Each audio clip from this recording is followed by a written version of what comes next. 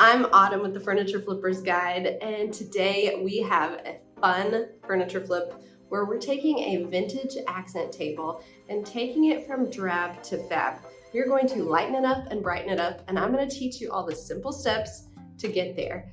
We're going to have a smooth, professional looking brushed finish, and I will teach you all my tips for that. And I also might have gotten attacked during this furniture flip. It's a first, but I'll share that with you. Keep an eye out for it. All right, let's go. I'm pumped. It's gonna be so good.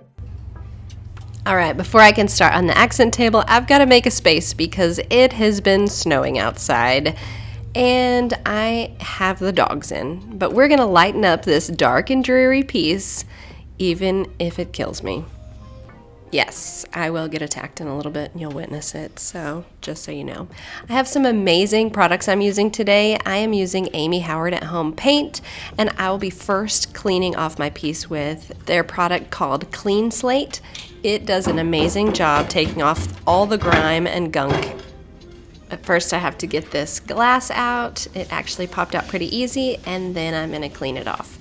This piece was very grungy, so it will take a little bit of cleaning, and I've got to make sure to clean all of that cane as well as all of the edges and the underneath of the piece.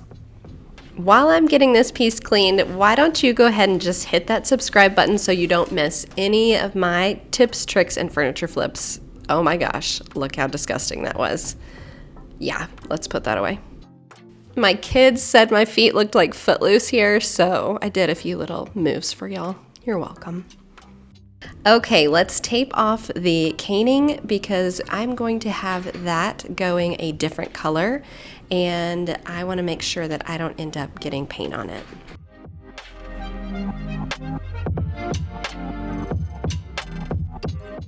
All right, so we've got this beautiful piece prepped. And we've got a little bit of sanding done. So now it's ready to be painted. I've got it taped also. Here we go. All right, so we've got, hello, I'm trying to tell him what I'm doing.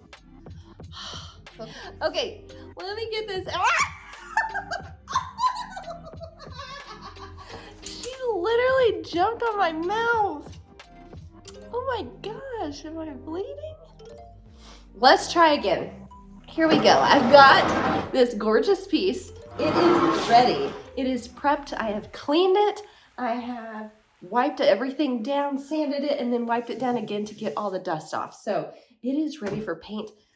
The paint I'm using from Amy Howard is an all-in-one paint. It does not require sanding or priming, which is amazing, but I am doing just a light scuff sanding because this piece is so shiny and I want to make sure that the paint sticks for a long time. I'm just setting up a quick little piece of cardboard to protect my floor, and then I'm getting out the paint. Oh my gosh, look at that gorgeous color. I'm so excited to see the coverage of this paint because so many white paints, it takes 4 or 5 coats to cover up a dark layer underneath. And right now, I'm thinking maybe 2 coats. We will see, but that's amazing for white paint. So let's talk about the tips for getting a very smooth finish. Number 1 is going to be using a good paintbrush. These Amy Howard paintbrushes have a great smooth finish, and I love using them with their paint. And you want to make sure that whatever paintbrush you're using fits the size of your piece. That helps a lot. If you have a brush that's too small or a brush that's too large, it can really make it more difficult to get that smooth finish. So tip number 2 is to work in light coats. You want to just take a light amount of paint to where it doesn't really drip too much. Now, every once in a while, we have a drip. Did you see that? Ugh, on my pants. It's fine. I'm used to it. It is better to have less paint on your brush and have to do more coats if you have to than to overdo it, because you're just going to get those brush strokes, and we do not want that. And tip number 3 is don't overwork the paint. Sometimes people want to put on the paint and then just continue to fix areas. If you fix it too much and it becomes a little bit tacky, that's when you're going to get those brush strokes that are showing on your paint. So put the paint on, leave it alone, and if you need to, you can work it while it's wet, but once it starts to dry at all, leave it alone. You can sand it after a while and you can put on another coat. Also, if you get a piece of hair or dust in your paint, leave it until it dries, pull it off or sand it off, and just fix it. This piece is looking so good. We have the first coat on. It looks amazing. Look at this coverage. This is Spa White from Amy Howard, and it has amazing coverage. Now, from where you're at, it might look like I don't need another coat, but I do. So I did a very thin coat because whenever you do a hand-painted piece, you want to make sure that you don't get thick coats. You'll get those gloppy spots, you'll get brush strokes, so the thinner your coat is, the better. That does mean sometimes you have to do 2 coats, but that's okay. It's going to look so much better. Second tip, make sure that you flip your piece over. This is still a little bit wet. I'm not going to really grab it much, but whoop, it didn't fall. There's different areas like here, up under here that I have missed, and I wouldn't know it unless I flip it over and look. So make sure whenever you're refinishing a piece that you are flipping that piece over. You can still protect the paint whenever you flip it over, but just make sure that you cover all those areas, and that's what gives you that professional finish.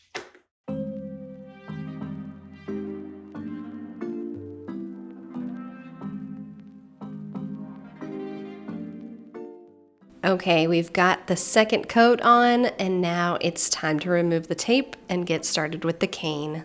I'm so excited for this. The second coat on this piece, it is looking so good. I'm loving this color. I'm loving how bright it is. Now we're gonna let this coat dry before we flip it over and do the underside. But now we're gonna work on this cane.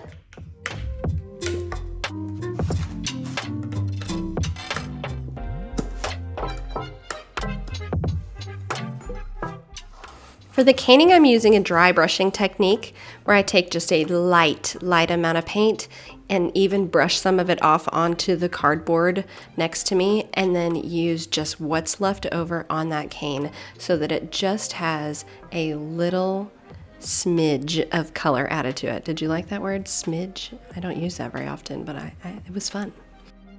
In the paint in multiple directions so that it will cover all the different areas of the cane. So left, right, around, and sometimes just a little bit of tapping in areas that aren't fully covered. All right, it's time to turn the piece over and get the rest of that coverage so we can have a beautiful professional finish.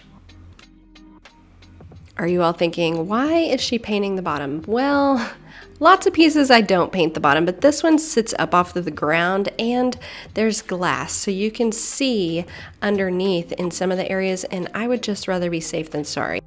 Now that I've got the piece all painted, I've got the caning done, I am adding a light antique wax just to add a little bit of color and just to blend all of it together and protect that paint even more. Now we're finished. Glasses on. Are you ready to see? Oh my goodness. What do you think? This piece has come so far. I am in love. Wow. I would love to hear what you think, so be sure and share any questions or comments, or if you have any other suggestions on getting that awesome professional finish, I would love to hear. As always, thanks for being here with the Furniture Flippers Guide. I love that we get to learn together and that you get to conquer your fears.